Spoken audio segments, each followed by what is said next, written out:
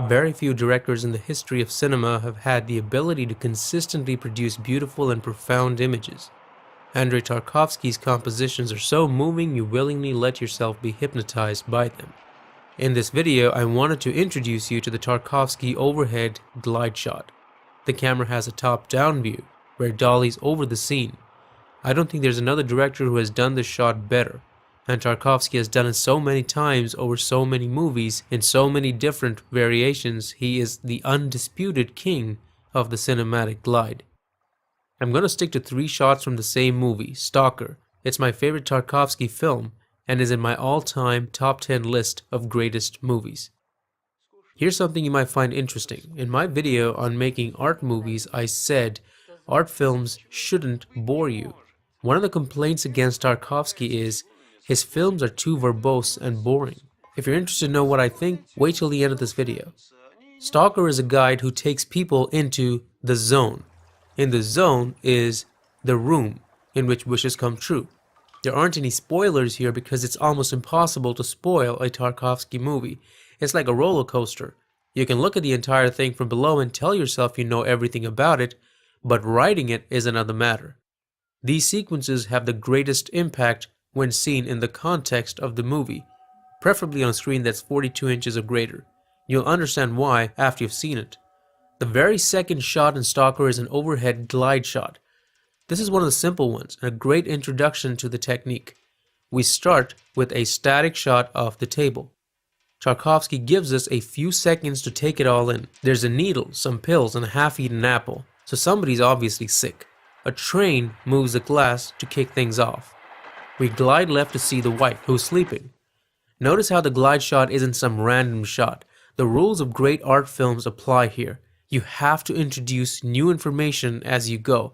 We ask the question, who's sick? And when the camera finds the wife, we ask, is she sick? The camera continues gliding left to reveal the child. The child looks sicker, but we wouldn't be having this internal dialogue if Tarkovsky hadn't given us enough time with the table first. The camera continues left and we expect to see a father, but there's a surprise. The father is awake in a beautifully lit close-up. Obviously he's concerned about his daughter. The camera stops to make this point. Then the camera glides back to the right. The father is concerned and the camera goes back to the daughter. It completes the information cycle, but the camera continues on. For a split second we think we might get bored.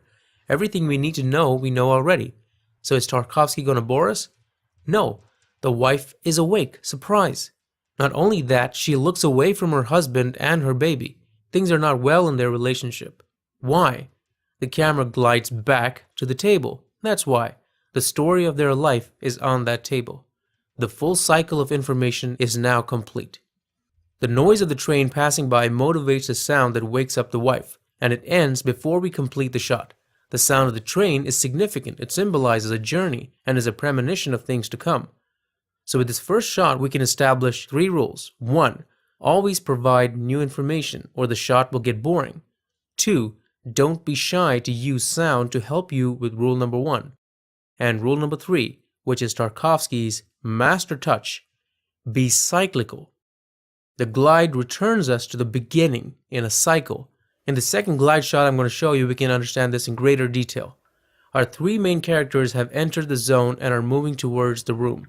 They fall asleep and Stalker dreams with the black dog watching over him. The dog is reality, but I'll save the symbolism for another video. For a temporary moment, we go back to the sepia tone look. This tells us the moment is about Stalker's problems back home. It's his dream. We start with his face and glide upwards. Why upwards? It's a dream state, the mind. Tarkovsky could have repositioned the camera and gone in any direction, so the direction has significance. We glide over the things that are bothering him. Lots of needles, money, a gun, and so on. A voice starts the glide, but music takes over after a point. Both the voice and music are soothing, peaceful. I'm rushing through the shot for the sake of brevity, but if you watch it in context, the impact is powerful. Towards the end, the items are not as clear, it gets muddled. Tarkovsky follows his own rule of showing us new information as we move along, and finally when it comes to rest, we're back to his hand. Cycle complete. The dog gets up and Stalker opens his eyes, back to color, and the present reality. The cycle back technique is also seen in the movie itself. In many movies, once the adventure is over, the story stops in the new land, but in Stalker, that's not the point. They return back home from their adventure. Did you notice the glass moving on the table? The train moves it, or does it? In the last shot of the movie, Stalker's daughter seemingly has telekinesis, but at the same time, a train passing by rattles the entire apartment. What really moves the glass? Who knows? Also interesting are the two people accompanying Stalker, a writer and a scientist, both supposedly wise individuals.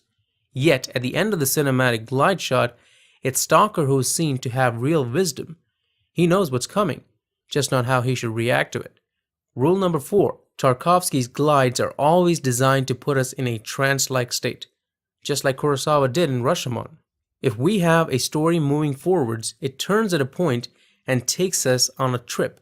Before we know it, we're back to the story to continue onwards. The challenge is for us to buy the trip. Music, sound, and the imagery all play powerful roles here. It's easy to screw it up. The most powerful example of the glide, which is not really a glide shot but more of a glide sequence, is the journey into the zone. The three characters manage to dodge security and rides into the zone on a trolley. This is where the glide sequence starts. The sound of the trolley is rhythmic, hypnotic. It starts with the writer sitting at the back looking into the past.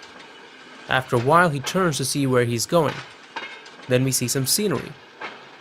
We cut to the professor, who repeats the motion from back to front, and the camera moves to Stalker, who only looks forward. Then we return back to the professor, who looks back again and then straight out. Here, in order to keep us from being bored, the electronic sounds kick in, a kind of synthesizer. There is an element of suspense in the scene. We follow their heads because we don't know what's supposed to come from where. We have no choice but to follow their look. When the professor looks back, the camera continues to glide. Notice how the actions are also cyclical. We have some scenery, we cut to Stalker. Stalker is still looking forward, so in a way he's indicating it's okay to look forward. The danger from behind is over. An interesting thing starts happening here. So far the rhythmic sound of the trolley is dominant, but slowly the synth sound overlaps it and breaks the rhythm. We can no longer keep track of the constant beat easily. By the slow cyclical nature of the shot and sound, Tarkovsky has managed to put us into a trance. It seems like we're moving forward, but it also seems like we are in the same place, like dreaming. Finally we cut to the big surprise, the zone. It's the first time we see a full color frame in the movie. So far it's been all sepia. Not only is it a shock, but also a profound moment due to its beauty. It's like you achieve nirvana. That's what cinema as an art form can do, which is why Stalker is one of the greatest art films in history. Now, is Tarkovsky boring? Let me put it this way. For me, Stalker certainly isn't boring. I can watch it again and again, even with all the monologue. I'm enraptured by the images. I'm too busy marveling at it to care about what is being spoken. I have read books by Tarkovsky and have watched many of his movies. Visually, all his movies are a joy to watch, but I'm always bored by the content. I simply don't see the world the way Tarkovsky did. Stalker is the only Tarkovsky film that doesn't bore me. If you've enjoyed this video and want more, please subscribe now. After you subscribe, don't forget to hit the bell you'll see on the right so that you won't miss any new videos.